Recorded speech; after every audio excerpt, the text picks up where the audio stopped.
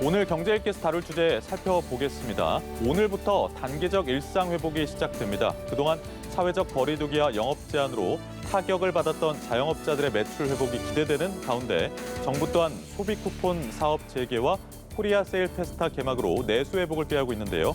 효과가 어떠할지 전망해 보겠습니다. 다음 주제입니다. 지난달 25일에 발생했던 인터넷 먹통 사태에 대해서 KT가 보상안을 발표했습니다. 개인 고객은 15시간, 자영업자들은 10일가량의 요금을 감면해 주기로 한 건데요. 구체적인 보상 내용과 재발 방지 대책은 무엇인지 살펴보겠습니다.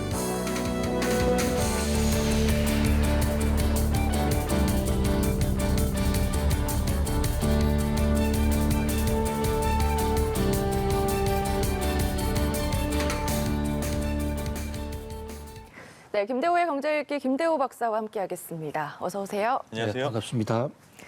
네, 단계적 일상 회복이 오늘부터 시작이 됐습니다. 아무래도 이 소상공인과 자영업자들의 기대가 굉장히 커지고 있는데요. 일상 회복을 앞서서 시행했던 이 주요국들은 대면 서비스업 중심으로 회복을 보였거든요. 어땠나요? 네, 한국은행의 특별 보고서인데요. 한국은행이 미국과 유럽 등의 선진국들이 우리보다 먼저 일상 회복을 하지 않았습니까? 그 나라들에 있어서 거리두기를 완화하고 방역을 완화하면서 일상을 회복했을 때 경제가 어떻게 활력을 보였느냐를 실증적으로 분석한 자료를 발표를 했는데요. 네. 한마디로 간단하게 요약해서 말씀을 드리면 이 방역의 강도를 10 정도 낮추었을 때 민간 소비는 5% 정도 늘어났다라는 이런 얘기입니다.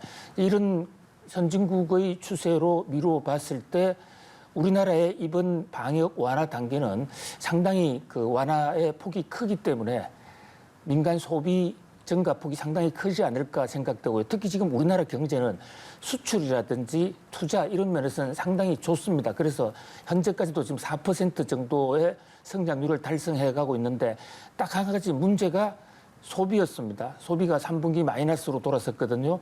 그런데 이 비대면 이제 상황에서 이 거리두기가 완화돼서 일상으로 돌아가게 되면 이 소비가 폭발적으로 늘어날 수 있다. 그런 면에서 일단 GDP가 좀 탄력을 받을 수 있을 것 같고요. 그보다도 가장 큰 것은 그동안에 코로나 방역 때문에 애로를 겪어왔던 우리 엄청난 이 자영업자들의 고통, 이것을 좀 실험을 덜어줄 수 있다.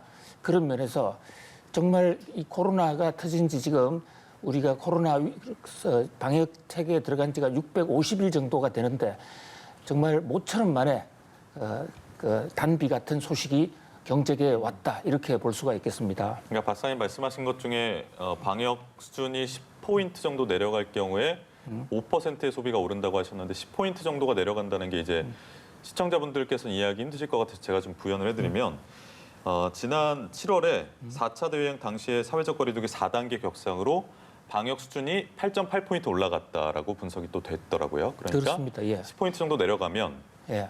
그 3단계 정도 수준으로 내려간다고 하면 5%가 상승하는 건데 지금은 생활 속 거리두기로 전환을 지금 추구하고 있는 상황이기 때문에 그거보다는 좀 더 내려가고 5% 이상의 소비 진작 효과가 일어날 수도 있다는 걸로 예. 추산이 가능할 것 같습니다.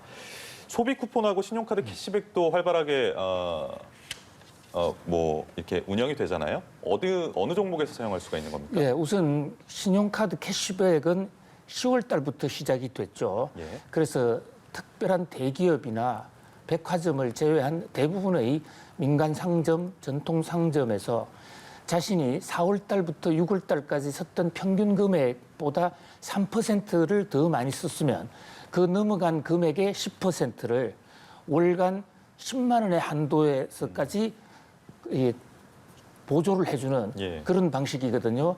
이미 이제 10월 달은 넘어갔으니까 오늘부터 시작되는 11월 한 달 동안 지난 2분기보다 더 많이 썼을 경우에 최대 10만 원까지 혜택을 받을 수가 있고요. 또 하나 이제 주목을 끄는 것은 소비 쿠폰입니다. 이 소비 쿠폰은 특정하게 코로나 팬데믹 때문에 직접적인 타격을 받은 업체들, 이걸 도와주기 위해서 정부가 국회 예산을 정해 가면서까지 지금 조처를 했던 것입니다. 네. 지금 그래픽에 나오고 있죠. 소비 쿠폰의 지금 대표적인 사용 업체들, 농수산이라든지 뭐 숙박, 또는 식당 이런 데인데요. 이게 그동안에 코로나 상황이 악화되면서 중단이 됐어요. 근데 지금 현재 약 2,300억 원 정도의 돈이 남아 있습니다. 이것은 사용하는 금액만큼 정부가 뭐 많게는 40%, 또 적게는 10% 이상을 할인해 주는 방법인데요. 구체적으로 오프라인 시장을 방문했을 때는 이미 할인 금액에 반영이 돼 있는 경우가 많고, 온라인을 이용할 때는 할인 쿠폰을 다운로드 받으면 사용할 수 있습니다. 이 소비 쿠폰과 또 상생지원금 20만 원도 개인의 소비 활동도 촉진하고, 특히 코로나 팬데믹으로 얼어붙었던 또 피해를 입었던 자영업자들에게 또 활력을 터주는데 상당한 기여를 할 것으로 기대를 모으고 있습니다. 네, 그리고 이 피해를 본 업체들을 위한 손실보상금 지급도 시작이 됐는데요. 이 보상에서 제외됐던 업종에게는 현금 보상 대신에 이 소비 쿠폰 대출 지원을 확대하는 것으로 추가 지원을 계획을 했습니다. 이 현금 지원을 하지 않은 이유가 있을까요? 예, 지금 손실보상금 코로나 팬데믹 때문에 정부의 영업 정지나 영업 제한 이런 어떤 방역 제한 조치로 해서 직접적으로 피해를 입었던 분들, 이분들에게 지금 최대 1억 원까지 지금 손실보상금이 지급이 되고 있죠. 그런데 여기서 어떤 그 회사의 그 기업의 규모 요건이 맞지 않는다든가, 또는 일정 시간 제한적으로 방역 제한을 당했다 해서 정부가 정한 요건에 맞지 않는 경우에는 대상에서 제외돼서 형평성 문제가 있었는데요. 그러나 여기에 대해서 추가로 자금을 지급을 하려면 또 그 추경을 편성해야 되고 국회를 거쳐야 되는 이런 복잡한 문제가 있기 때문에 신속성 차원에서도 정부가 소비 쿠폰이나 대출 알선 이런 방식으로 대안을 마련하기로 했습니다. 예, 국내 최대 쇼핑 축제죠. 코리아 세일 페스타 시작이 됐는데 오늘부터 2주간 열립니다. 생활가전, 뭐 휴대폰, 뭐 냉장고 이런 것들 관심 있으신 분들이 많이 또 여기서 구매를 하실 걸로 예상이 되는데, 내수 경제 활성화 효과는 어느 정도로 예상을 하십니까? 예, 코리아 세일 페스타, 뭐 줄여서 흔히 코세페라고도 하는데 올해로서 6년째가 됩니다. 그러니까 미국에서 주로 하고 있는 이 블랙 프라이데이 행사 또는 중국의 광군절 행사, 이런 것을 좀 우리도 국가적으로 좀 해볼 수 없는가 하는 그런 문제의식에서 출발이 된 국가연합의 대세일 잔치라고 볼 수 있겠습니다. 특히 이제 코로나 팬데믹 때문에 우리가 수요가 굉장히 죽었고 그 결과 소비가 많이 안 됐습니다. 이것을 또 정부 차원에서 국가적으로 한번 소비의 분위기를 한번 활성화시켜보자 하는 그런 차원에서 올해도 역점을 두어서 준비를 했는데요. 올해 참여 업체 숫자가 지난해보다 약 한 400개 이상 늘어나서 2,000개 제조업체나 유통업체가 참여합니다. 역대 최고죠. 2주 동안 하게 되거든요. 그동안에 이제 물건을 이 가격보다도 회사마다 할인율은 다릅니다만은 대폭 싸게 해서 파는 연말 대세일 이런 형식이 됩니다.